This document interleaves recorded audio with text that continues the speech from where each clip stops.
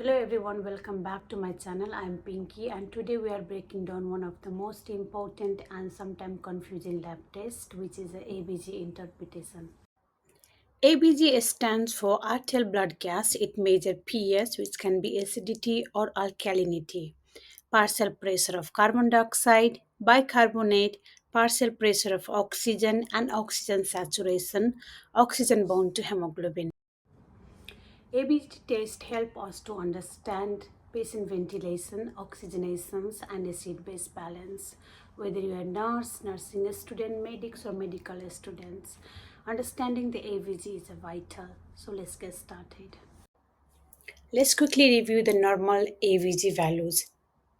pH should be between 7.35 to 7.45. Partial pressure of carbon dioxide is 35 to 45 or 4.7 to 6.4, depend upon the unit. Bicarbonate is 22 to 26. Partial pressure of oxygen is 80 to 100 or 10.0 to 13.3, again depend upon the unit. And oxygen saturation is 95 to 100%. Now we understand the key component and the normal value of ABG. So let's move into the actual interpretation of the ABG in a logical and step-by-step manner. Interpreting the ABG isn't just about reading the number, but it's about the recognizing the pattern and understanding what the body is trying to do. Let's break it down into the 5 simple steps that will help you to quickly determine if the patient is acidotic or alkalosis, whether it is respiratory or metabolic, or if the body is compensating. Step 1, check the pH. Start by looking at the pH, which tells you if the blood is acidic, normal, or alkaline. The normal pH range is 7.35 to 7.45. If the pH is less than 7.35, that means acidosis, the blood is too acidic.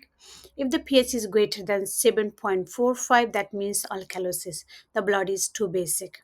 If the pH falls within the normal range, look closely. If it is closer to 7.35, it's leaning toward acidosis. If closer to 7.45, it leans toward alkalosis. Remember, this is your first clue. The pH set the stage for identifying the primary imbalance. Step 2. Now check the partial pressure of carbon dioxide, which reflects the respiratory component of acid-base balance. The normal range for the partial pressure of carbon dioxide is 35 to 45 or 4.7 to 6.4. If the partial pressure of carbon dioxide is greater than 45 or 6.4, that means respiratory acidosis. There is too much carbon dioxide in the blood, often due to hyperventilation or respiratory failure. If the partial pressure of carbon dioxide is less than 35 or 4.7, that suggests respiratory alkalosis. There is too little carbon dioxide, often due to hyperventilation, anxiety, or pain. So, in this step, ask yourself, is it the respiratory system that cause of acid-base problem, or it is trying to compensate for something else? Step 3. Now let's look at the bicarbonate, which represents the metabolic component. This is the amount of bicarbonate in the blood. The normal range for the bicarbonate is 22 to 26. If bicarbonate is less than 22, that means metabolic acidosis. There is not enough bicarbonate to neutralize acids, which can happen in conditions like kidney failure, diarrhea, or sepsis. If bicarbonate is greater than 26, that suggests metabolic alkalosis, which means there is too much bicarbonate, which can result from vomiting, diuretics, or excessive antacid use. This step helps you to determine whether the kidneys are the source of acid base imbalance or if there is compensating for the respiratory issue. Now that we have identified the direction of pH, carbon dioxide, and bicarbonate, then it's time to match the component that aligns with the pH. Ask yourself which value is whether carbon dioxide or bicarbonate and explain the pH imbalance. If the pH is low and the carbon dioxide is high, then the primary problem is a respiratory acidosis. If the pH is high and the carbon dioxide is low, then the problem is respiratory alkalosis. If the pH is low and bicarbonate is also low, then the problem is metabolic acidosis. If the pH is high and the bicarbonate is also high, then the problem is metabolic alkalosis. This matching step helps you to determine whether the origin of the problem is respiratory or metabolic.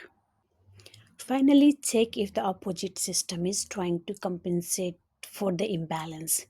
If the pH is still abnormal, but the other values is also abnormal in the opposite direction, then it's partially compensated.